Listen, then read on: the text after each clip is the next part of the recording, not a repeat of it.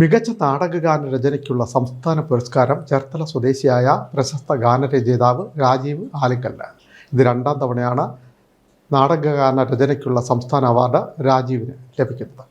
മികച്ച നാടകഗാന രചയിതാവിനുള്ള സംസ്ഥാന സർക്കാരിൻ്റെ പുരസ്കാരം ചേർത്തല സ്വദേശിയായ രാജീവ് ആലിക്കലിന്. 3.5 പതിറ്റാണ്ടിലേക്ക് അടുക്കുന്ന സാർത്ഥകമായ ഗാനരചന സബരയ്ക്ക് ഒരു പൊൻതൂവൽ കൂടി. വള്ളുവനാട് ബ്രഹ്മയുടെ പകലിൽ മറഞ്ഞിരുന്നൊരാൾ എന്ന നാടകത്തിലെ ഇരുളിൽ വെയിൽ കോലം തെളിയും കനൽക്കാലം എന്ന ഗാനത്തിനും പകലിൽ ഒരാൾ പതിതരാഗമായി എന്ന ഗാനത്തിനുമാണ് അംഗീകാരം. അനിൽ മാളയും റെജി ഗോപിനാഥുമാണ് പാട്ടുകൾക്ക് ഈണം നൽകിയത്. ഹേമന്ത് കുമാറിന്റെ നാടകരചനയ്ക്ക് രാജേഷ് ഇരുളത്തിന്റെ സംവിധാനം. ഈ വർഷം ഏറ്റവും കൂടുതൽ വേദികൾ പിന്നിട്ട നാടകത്തിലെ പാട്ടുകൾക്ക് തന്നെ അംഗീകാരവും ലഭിച്ചു. 1993 ചേർത്തല ശൈലജയുടെയും മാന്ത്രിക കരടി എന്ന നാടകത്തിൽ രാജീവ് പാട്ടെഴുതി തുടങ്ങുമ്പോൾ പ്രായം 19 തികഞ്ഞില്ല. തളരാത്ത കർമ്മവീര്യവും നിരന്തരമായ ഉപാസനയും രാജീവിലെ പ്രതിഭയുടെ മാറ്റുകൂട്ടി. കേരളത്തിലെ ഒട്ടുമിക്ക പ്രൊഫഷണൽ നാടക സമിതികൾക്കും പാട്ടെഴുതി നിറഞ്ഞു നിൽക്കുമ്പോഴാണ് ഹരിഹരൻ പിള്ള കാപ്പിയാണ് എന്ന മോഹൻലാൽ ചിത്രത്തിലൂടെ 2002 രാജീവ് ആലിങ്കലിന്റെ ചലച്ചിത്ര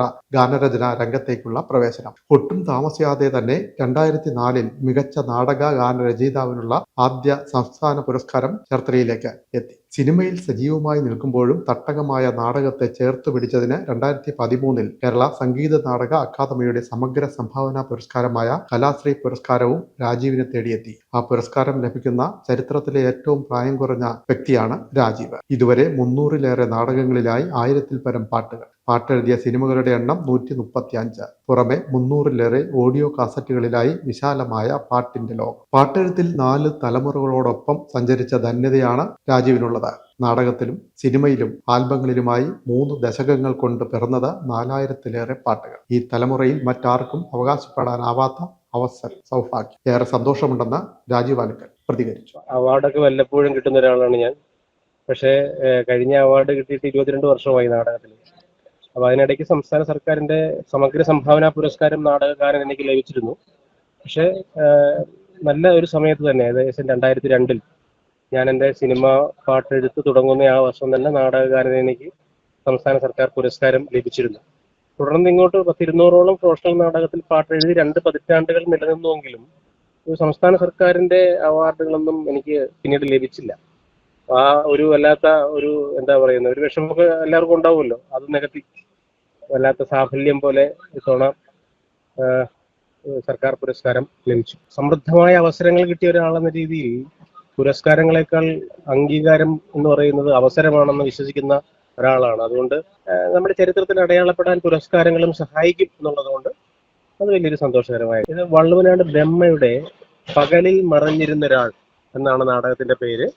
ഏറ്റവും കൂടുതൽ വേദികളിൽ കഴിഞ്ഞ വർഷം കളിച്ച നാടകങ്ങളിൽ ഒന്നാണ്. ഈ വർഷവും അത് തുടർന്ന് കളിക്കുന്നുണ്ട്.